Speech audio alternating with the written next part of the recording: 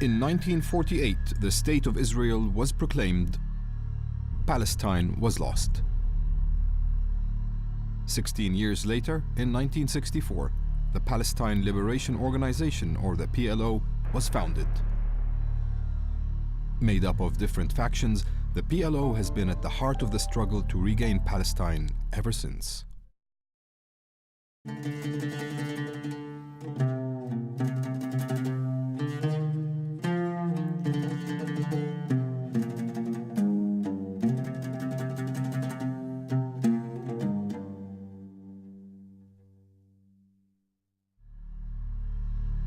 With the prospect of a new order in the region, the PLO needed to shift emphasis from revolution to negotiation. But new political forces were making their presence felt within Palestinian society, threatening the role and relevancy of the PLO.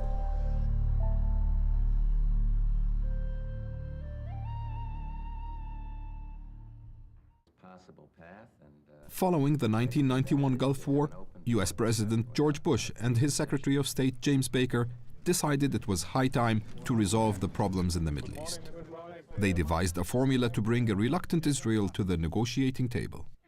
I think Bush was really annoyed, and he and Baker came up with this idea, which I thought was actually quite smart, and said, you can have the loans, but only if you agree to a complete freeze on settlements, because we are not going to subsidize policies in the West Bank that we oppose. In the US Congress, Baker increased the pressure on the Israelis, goading them to call. It's going to take some really good faith, affirmative effort on the part of our good friends in Israel. And if we don't get it, and if we can't get it quickly, I have to tell you, Mr. Levine, that everybody over there should know that the telephone number is 1-202-456-1414. When you're serious about peace, call us. The American strategy worked, and Israeli and Arab delegations attended a peace conference in the Spanish capital Madrid in October 1991. Although PLO leader Jasrera Arafat was not invited, he was well represented by Palestinian negotiators from Gaza and the West Bank. Arafat kept a tight rein on the Palestinian negotiators, and they made sure they towed the party line.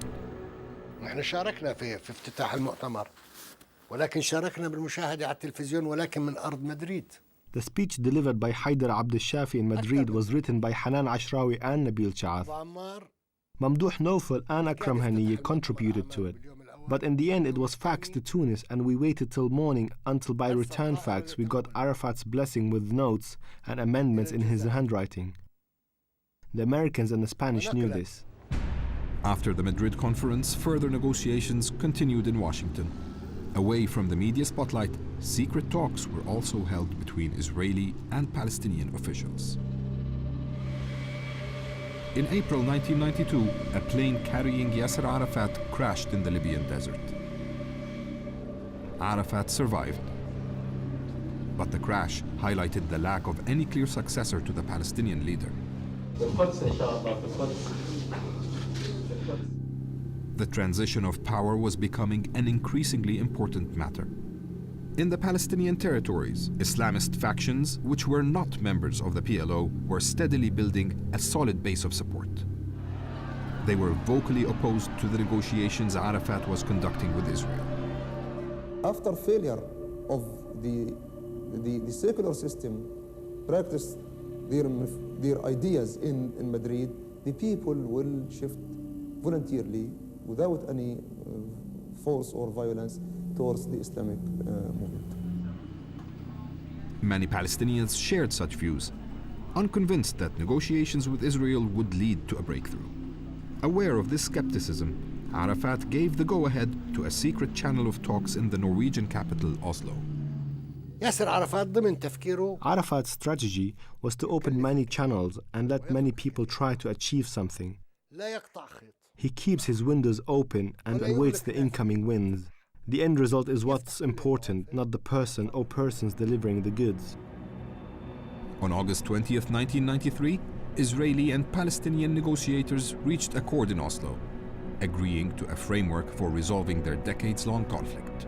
the Oslo Accords were announced to the world. Hamas was quick to condemn the accords.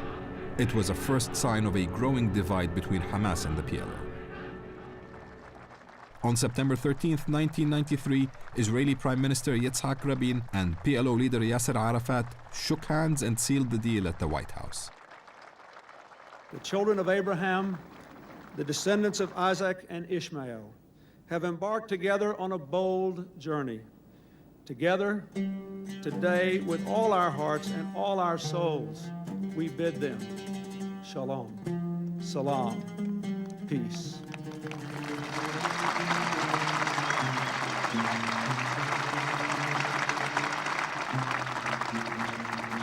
We who have fought against you, the Palestinians, we say to you today, in a loud and a clear voice, enough of blood and tears. Enough!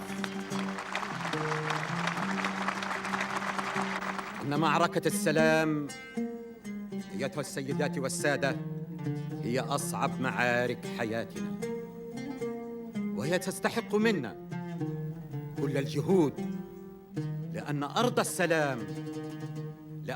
السلام تتوق للسلام العادل والشامل. It was the first time the Israeli and Palestinian leaders had come face to face.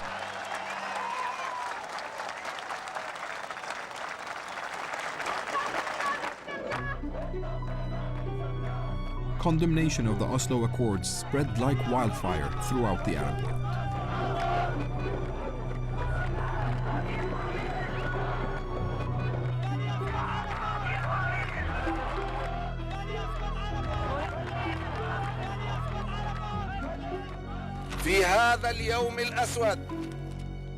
On this black day, the PLO betrays the blood of the martyrs who fell for their homeland. Today, the PLO has harmed beyond belief its own people and sold out their right in their homeland, Palestine. Today, the PLO recognizes Israel and acknowledges Israeli sovereignty over the whole of historical Palestine. Notwithstanding these criticisms, the Oslo Accords found supporters in the Palestinian front. فيصل بعرفها منه شخصيا قال لي إنه هو بادر إلى اقتراح. Faisal Husseini, God rest his soul, used to say that he had reservations about the Oslo Accords, but he called it our child, and that it was better for us to defend Jerusalem from Ramallah next door than defend it from faraway Tunis. But the peace process initiated by the Oslo Accords soon began to founder. On February 25, 1994, Baruch Goldstein, a Jewish extremist, opened fire on Palestinian worshippers in the main mosque of Hebron, killing 29 and wounding 150.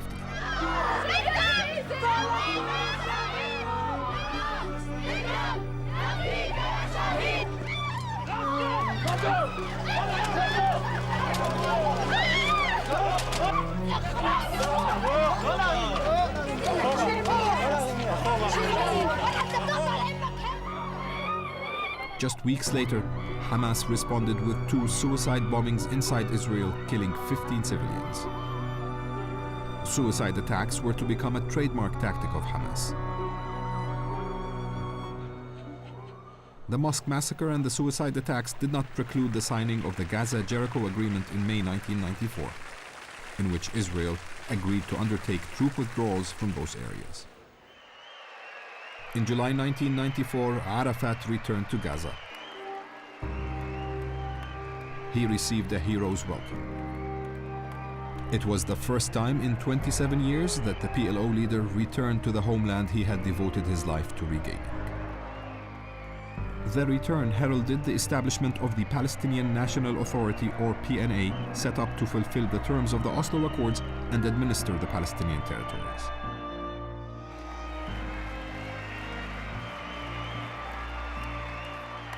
But Arafat found it difficult to make the transition from the leader of a liberation movement to the builder of a nation.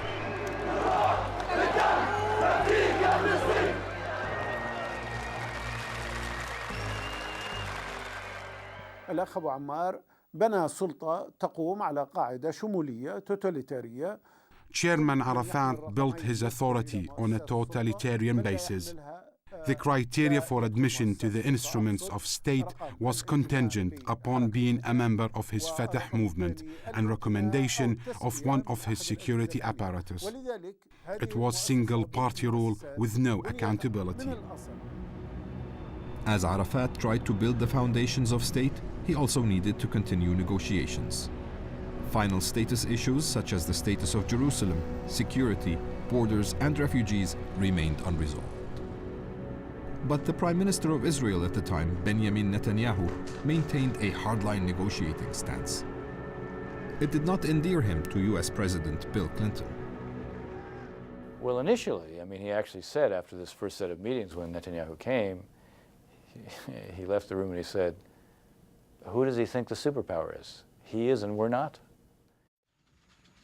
Final status issues came back on the negotiating table following the election of Ehud Barak as Israeli Prime Minister in 1999. Barak quickly gained the ear of the US President. And Barak's logic is, what do I need and what do I want? I want to get to a final status agreement with the Palestinians by the time you, President Clinton, leave office. That's what he tells him in August '99 when he visits him. Barak's offer was for Israel to withdraw from much of the West Bank while keeping sovereignty over key parts of Jerusalem. In 2000, he convinced Clinton of the need to convene a meeting with Arafat in the United States to resolve the final issues. One, and he couldn't say no to the president. He came with a profound suspicion and resentment. Suspicion that the Americans and the Israelis were going to present him with a fait accompli that he couldn't accept, and resentment at Ehud Barak, who he believed had chased the Israeli-Syrian negotiation for the preceding 7 months, ignoring him and Israel's commitments, and who was prepared to give to Assad 99.9% of the Golan Heights, minus 400 yards off the northeastern portion of the lake. And yet, Mr. Barak's offer to Arafat at Camp David was 90%. Barak refused to meet alone with Arafat at Camp David. Now at Camp David, Barak took this position, I don't want to meet alone with Arafat. I don't want to build that kind of personal connection because, again, once I'm with Arafat alone, he will write down everything, and Barak would say, Arafat always has this notepad, and he writes down everything that people say. He'll keep it in his pocket, and one day he'll come out and say, Barak has agreed to divide Jerusalem, and so I can't accept that. كيف تريد من عرفات أن يذهب إلى كامب ديفيد وأن ينهي النزاع هناك? How do you want Arafat to go to Camp David and end the conflict without getting a written offer from Barak? I'm certain that if he had been presented with a written offer, he would have asked to have had it initialed and put it in his pocket. I'm certain of that. Before agreeing to attend the Camp David summit, Arafat sought assurances that he would not be made a scapegoat if the talks failed. Arafat rejected Barak's proposals at Camp David. He concluded the Palestinian state envisaged would not be viable, made up of cantons and completely surrounded by territory to be annexed to Israel.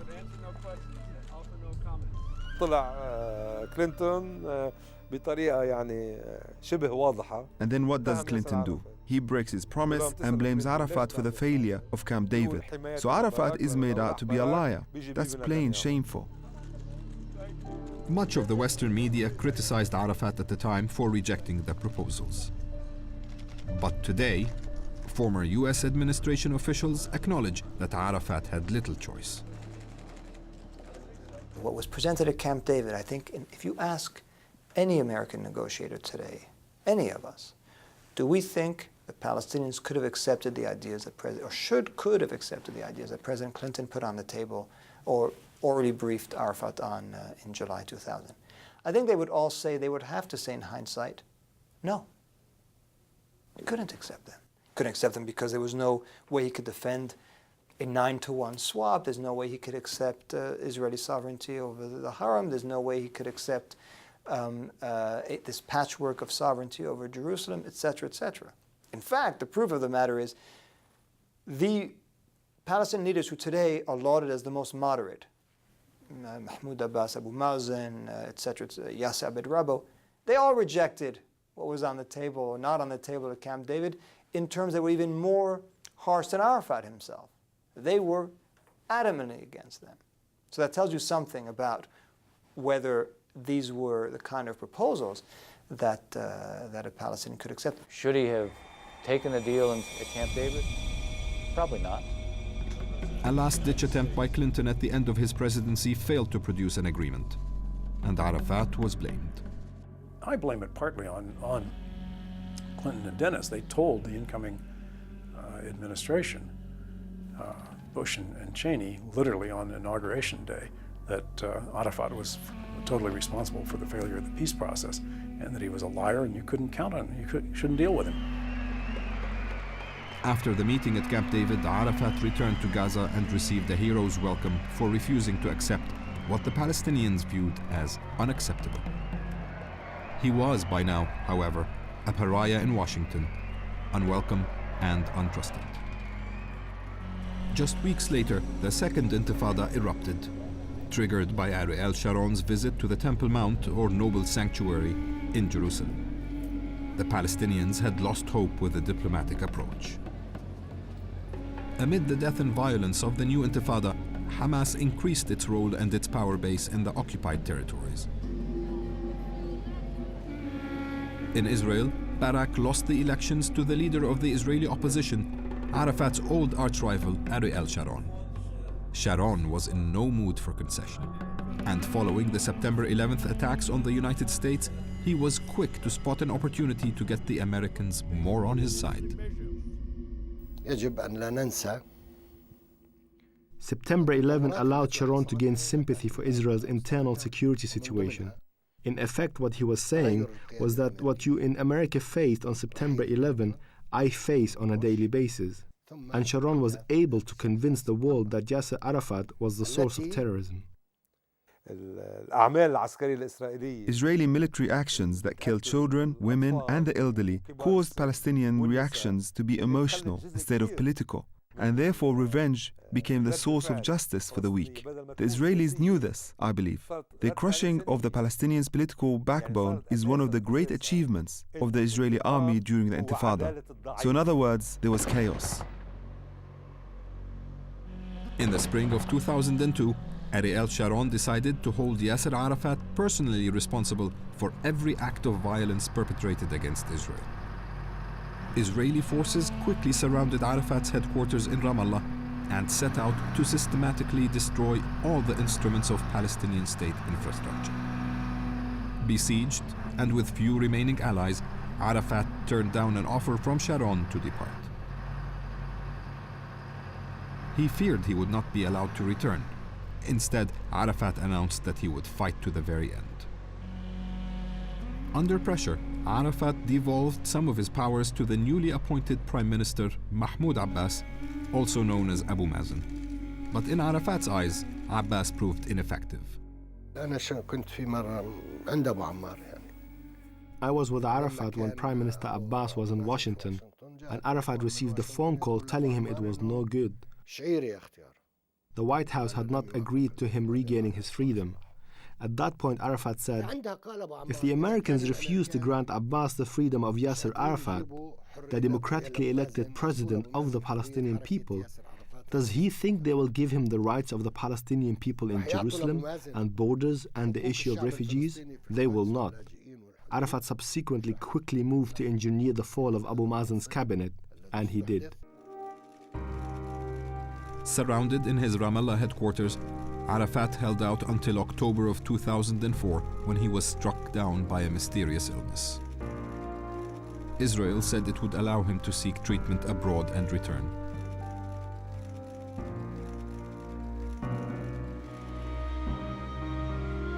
Arafat died in a Paris hospital, cause unknown.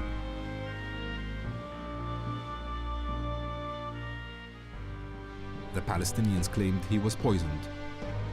The Israelis protested their innocence.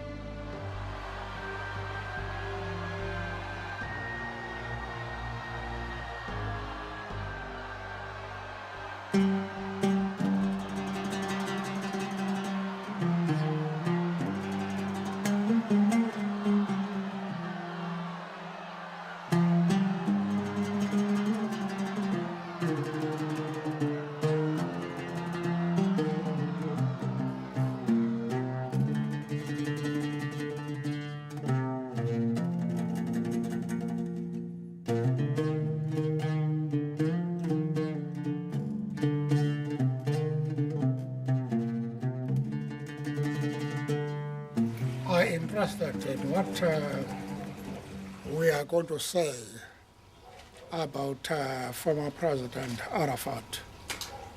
He was an icon in the proper sense of the word. He was not only concerned with the liberation of the Arab people, but of all the oppressed people throughout the world, Arabs and non-Arabs. And to lose a man of that stature and thinking is a great blow to all those who are fighting against oppression. We regret that, and we give our condolences to his family and to the Arab people to which he belonged. What a shameful thing, the way the world stood by and watched while Arafat was treated that way in the last years of his life. It's absolutely shameful. Following Arafat's death, Mahmoud Abbas was elected president of the Palestinian Authority. But he lacked the power base and hold over Palestinian politics that Arafat had established. Abbas soon faced a challenge to his authority from Hamas, the Islamic movement, which now commanded the loyalty of a large proportion of Palestinians. In January 2006, Hamas defeated the Fataha movement of Abbas in parliamentary elections. A power struggle ensued between the Palestinian Authority led by Abbas and Hamas. Gun battles broke out between Fatah and Hamas gunmen.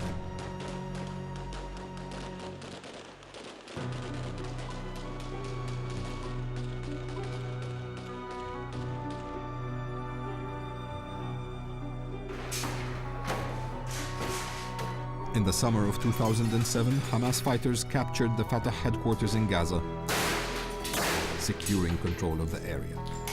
Gaza became the confirmed stronghold of Hamas.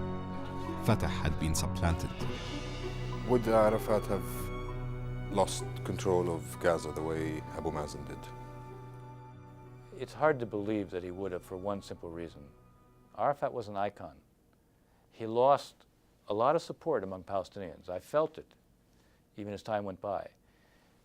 But he was an icon because he put the Palestinian issue on the international map.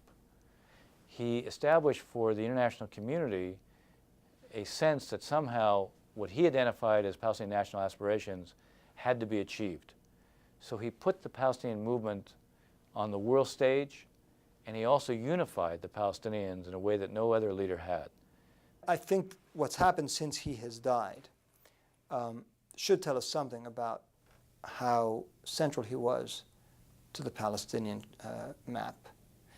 And it is ironic that even some of those who were most critical of Arafat among Palestinians during his final days are the most eager to rally behind his name and his picture and his flag today.